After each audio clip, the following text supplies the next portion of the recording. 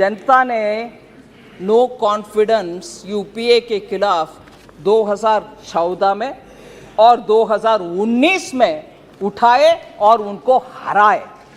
वही हालत होगा सर 2024 में भी।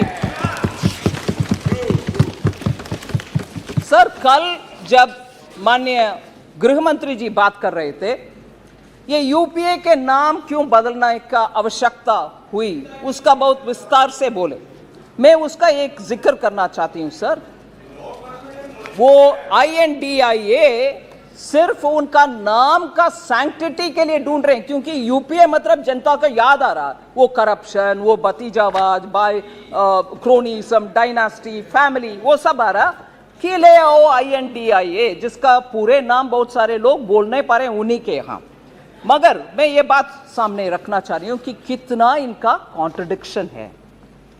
ये गजब टाइप की यूनिटी है सर, जिसमें ये समझना मुश्किल हो रही है कि ये अलायंस पार्टनर्स आपस में लड़ रहे हैं कि साथ में लड़ रहे हैं, ये समझ में नहीं आ रहा। क्योंकि पंजाब में कांग्रेस एंड आप आपस में लड़ रहे हैं, दिल्ली में आप और कांग्रेस अगेन आपस में लड़ रहे हैं, बंगाल में TMC, Congress and the left आपस में लड़ रहे हैं, केरल में लेफ्ट और कांग्रेस आपस में लड़ रहे हैं, त्रिपुरा में लेफ्ट और कांग्रेस आपस में लड़ रहे हैं, राजस्थान और हिमाचल में आप और कांग्रेस दोबारा आपस में लड़ रहे हैं, जम्मू कश्मीर में नेशनल कॉन्फ्रेंस और PDP आपस में लड़ रहे हैं, गुजरात में आप और कांग्रेस आपस में लड़ रहे हैं। इससे ये गजब की अलायंस है सर।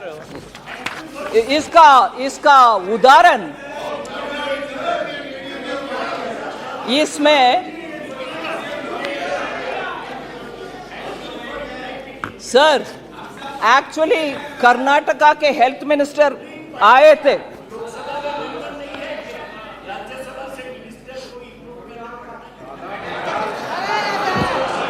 क्या बात करते हैं?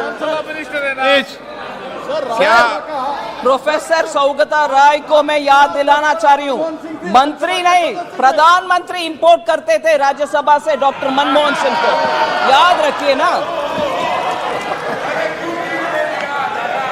सर।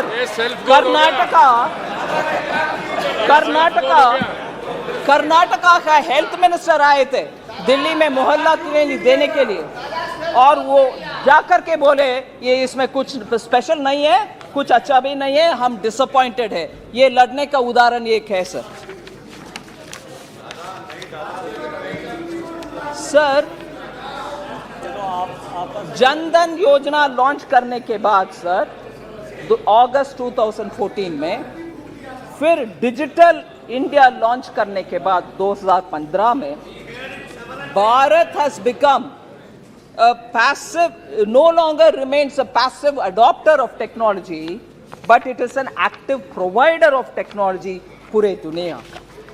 एक प्रथा, एक मान्यता थी कि पहले पश्चिमी देशों में कुछ नया टेक्नोलॉजी आएगा, फिर बाद में इंडिया में।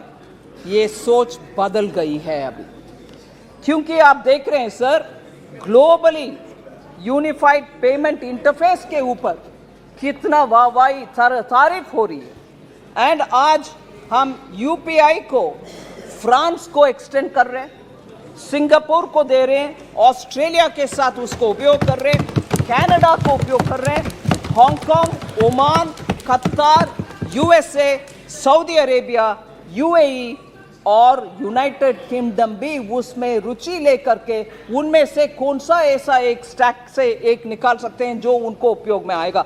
ऐसे हमारे UPI पूरे दुनिया में जारी है, उसका एक्सेप्टेंस पूरे दुनिया में है।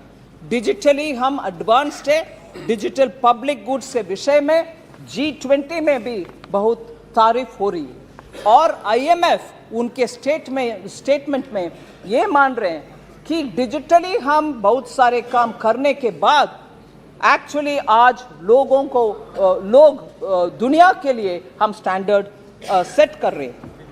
26 अप्रैल 2023 IMF के वर्किंग पेपर में मैं कोट कर रही हूं, India has developed a world class digital public infrastructure to support its sustainable development goals, with its journey having lessons for other nations embarking on their own digital transformation, unquote. ये IMF Bharat के achievement digital public infrastructure के achievement के ऊपर IMF बोल रहा है sir.